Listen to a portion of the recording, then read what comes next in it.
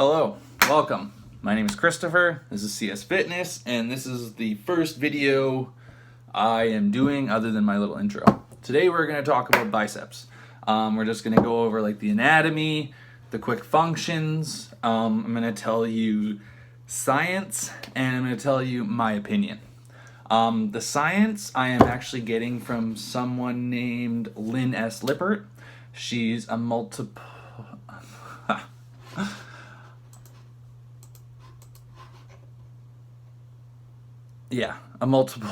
sclerosis physiotherapist.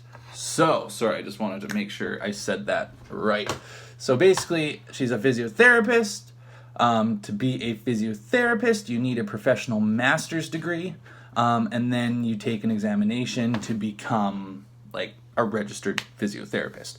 So that means she's got at least 6 years of university knowledge in the body. So she helps people, she fixes people, she repairs people. She's a physiotherapist, you know? So I'm pretty sure after 6 years of university fixing people who have hurt themselves and need the rehab, she knows what she's talking about.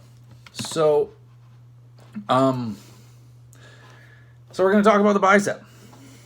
Biceps are connecting to the elbow. The elbow consists of 3 bones: the radius, the ulna, and the humerus. Radius and ulna are down here. Humerus is up there. The main muscles of the elbow joint are the biceps, the triceps, brachialis, and the brachioradialis. The elbow has 2 joints. One is uniaxial, which means the only movement that can be made at the elbow joint is flexion and extension. Some people may be able to hyperextend, which is caused by just your ligaments being sort of lax. The other joint is called the radio-ulnar joint. This joint causes pronation and supination. Pronate and supinate. Pronate, supinate. Pronate, supinate. Pronate, supinate. It's fantastic. The other joint, sorry, I'm just reading off something I just prepared so I knew what I was talking about. Once again, it's my first video. Come on, guys. Give me a chance here. The muscles which cause supination are the biceps. The biceps brachii is the scientific name, but I'll just keep it at biceps. And what is known as the supinator muscle. So yeah, there's actually a muscle in there that actually helps the biceps supinate. So it's not just biceps. FYI, there is actually a muscle in there and like forearm, blah, blah, blah, blah. And it connects to the biceps brachii. The pronator teres and the pronator quadratus muscle are the muscles used for pronation. So when you pronate, you don't actually use the bicep. The bicep doesn't really, well, maybe a tiny bit, but it doesn't really. The bicep likes to supinate, you know? There you go. There's the bicep. So moving on. The biceps brachii is made up of 2 heads, the long and the short head. Both are located on the front side of the arm, right here. The long head arises from the supraglenoid tubercle. I really know my science definitions well. Which runs over the head of the humerus and out of the joint capsule to descend through the intertubercular bicipital groove and joins with the short head that comes from the coracoid process. Once again, people, this is the science. I read it, I go over, say, okay, this is blah, blah, blah, blah, blah, and I tell you. I'll tell my opinions after from my own experience. So if I say a word that's freaking weird, once again, I'm just trying to give you the science behind it. I'm sure over more videos I will say everything much better. But typically when I'm working with clients, when I start using like the scientific terms, is sort of when I start losing them, you know? So I try and make it simpler, make them understand by not being like, the bicep brachii short head likes to contract. No, they don't care. I say, do this, it's doing that, it's great. You know, that's what they want. So once again, if I say all these words, don't know what the heck I'm saying, I'm sorry. As time goes on, saying these big words, I'm sure I'll get better. The function of the biceps runs down the front side of the shoulder, so it helps with shoulder flexion. But since it runs down the front of the arm, connecting at the radius, it mostly assists the brachialis in elbow flexion. Yes, the brachialis is huge for elbow flexion, not just the bicep. Bicep looks pretty, but the brachialis is working all day, every day. The biceps also wrap around the radius, allowing the biceps to perform supination. So that's why, because it actually wraps around the radius bone a little bit. So that's how you can get the supination. Pop that bicep out. Supination is twisting your arm away from your body. Pronation is twisting your arm towards the ground. Away, get out of here, and down.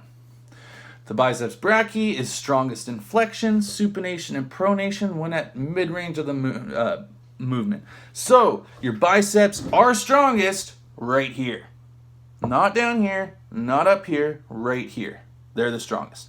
If you have neutral grip, which is like that, they're still the strongest. You're getting a lot of brachialis coming in with neutral grip. I'll talk about that later. But it's still the best. Even when you're like this, the strongest the biceps are right here. I wouldn't recommend doing this for biceps. More of a forearm. Might hit the biceps a little bit, it's fine. But yeah. Alrighty, so that was the biceps. That was Lynn S. Lippert. I got that from her Clinical Kinesiology and Anatomy. I didn't go word for word, no plagiarism here. I just sort of summarized a lot of it. And yeah, so my turn now on the biceps. So, what are they made out of? Blah bitty blue blah. What do you do? So the bicep has the two heads, basically. Bro science-y. Some people say go in for the outer side. Some people go out for the inner side. Honestly, I can feel a better contraction on the inside of my biceps when I'm like this, but when I'm like this, I can feel it on the outside. So that actually works for me. I've had a lot of clients that doesn't work for. They don't feel it, whether that's because they haven't spent years trying to get that mind to muscle connection perfectly, you know, or it's just not working for them. Maybe their arms, the top part of their arm might be shorter than mine or a bit longer, or maybe their forearm's a bit shorter or longer, or it just doesn't work, you know. Maybe they got wrist problems, maybe they got shoulder problems, maybe everything's, you know, so that's a hard one for me. I say try it. If you like it, do it. You don't like it, don't do it. You know, just keep your arms regular. That's pretty much it. For differing hand position. Beyond that, most of the time you do want to be supinated. You can be neutral. It doesn't do a lot for the biceps, mostly the brachialis. But yeah. So, but some people, you know, they have wrist problems, shoulder problems, elbow problems. They can't just do a regular bicep curl. That's fine. Do the hammer curl. You got to do what you got to do. You know, we all want those biceps to pop. And yeah, so, but for actual biceps, typically just supinate. One thing you definitely want to do that nobody freaking does, like I never see people doing this, is the supination. Let me stand up here so I can just do it. When you do biceps, your arms beside you, and you just go up and down, right? But once again, the bicep works with the pronator, or the supinator, to supinate. So, you want to start with your hands flat against your body, basically holding the dumbbells, and you're going to twist as you go up. Twist as you go up. You always want to include that in your bicep workout. That is a major important thing the bicep does. If not, you're going to be missing out on gains and strength, weakness in your wrist and your forearms. So you always want to make sure you get that twist. And now for angles. So angles are important when you want to make your bicep look sexy. The problem is if you have a tiny bicep like me, it doesn't need to be sexy. I focused on being sexy for so long. I wanted to bodybuild, but I saw, oh, these guys, you know, they do 8,000 sets, 27 different workouts, all in 2.5 hours, every day at the gym. I need to do all that, blah, blah, blah. Which, yes, will help with the shape of your muscle, but it doesn't just help with size. We'll talk about that in another video. But, so I am going to go over the angles with you. So basically, in my opinion, there are 4 main angles that you want to train your biceps at. In front of you. With a cable. Just like this. This is important because it's taking your shoulders completely out of it, you know? But it's also, not taking your shoulders completely, but they're flexing. The more something's contracted, the less work they're going to do. but that is important because the biceps and the shoulders do connect. As I said earlier, Lynn S. Lippert said that the biceps help with flexion of the shoulder. They help with that. That's what they do. It's not just this. They also do this, you know? So going up here and doing this, it's helping you hit deep in there, really get the bicep and the shoulder working a bit together. Yeah. Next is just like typical preacher curl. You know, you want to do preacher curl. Preacher curl is good because you're going to get really good squeeze at the top, and you're going to get a good squeeze, or you're going to get a good stretch at the bottom. You know, you don't want to go up too far. Sorry. Sometimes I mix up cable preacher and regular preacher. Cable preacher, you're going to get that good contraction. Regular preacher, you're going to get a contraction, but you can't really go up. The more you go up, it's just like, you know, there's all the way. Anyways, you don't want to do preacher curl. And then you want to do just regular curls beside the body. These are king. These are the best. There's nothing better than just regular standing bicep curls.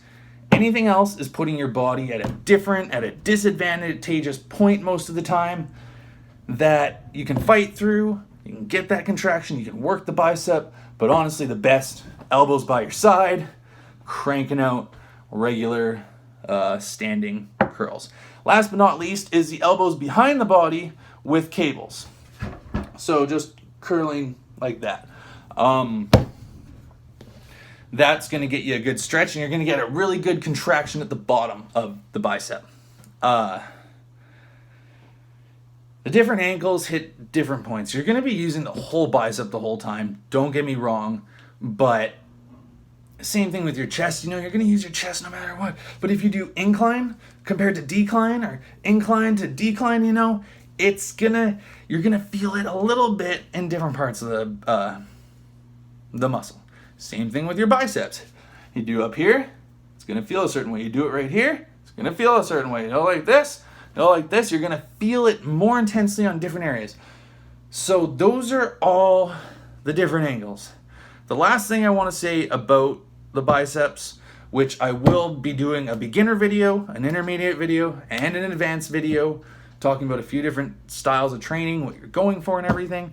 But one important thing that nobody ever does either, so let me do this. Third most important thing for getting sexy biceps, train at the different angles.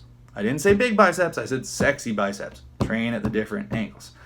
Second most important thing is sometimes going like this. Having the shoulder and the bicep work together, getting that stretch, going that up. It's natural. You never really just use your biceps to pick anything up. You use your biceps and your shoulders. You know, that's natural. That's what you do. Staying strict, pulling your shoulders back and down. Yeah, you're gonna put more tension on the bicep, but get way more load. Get it up. It's more of a compound movement then. I'm not saying just do it that way. Always have your elbows flailing out, but it is important to do that sometimes. The most important thing, said it earlier, is doing that supination. Don't just supinate at the top and be like, oh yeah, look at that peak, bro. That's not what we're going for. We're going for standing. It's like this. Twist and curl. Twist and curl. Just like that. Yeah, I think I've gone over everything I basically can of the biceps for anatomy-wise. Yeah. I hope you guys found this interesting. If you have any questions about what the heck I mean, sometimes I go off and I just start saying something and then I get distracted and go off to something else and I don't finish what I said. So if I did do that, let me know and I will answer whatever question you have. But feel free to give me a follow and check out my soon-to-be videos. I will release the beginner bicep soon, and then the intermediate, and then the advanced, and I'm going to talk about if you're a beginner and you want to get big, if you want to get strong, if you want to freaking be an athlete. Same thing with intermediate, same thing with advanced. Going for advanced, are you going to be a bodybuilder? Do you want to be the biggest dude alive? Is like the mountain your goal? You know, you want to freaking break the record for deadlift? Like, that's a little crazy. But do you want to just be a big dude? Like, I'll go over these things. I'll let you guys know my opinion and maybe a little bit of science behind it too.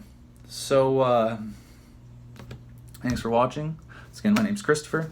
This is CS Fitness, and I will see you guys later. Just kidding. I hate that. All right, see you guys.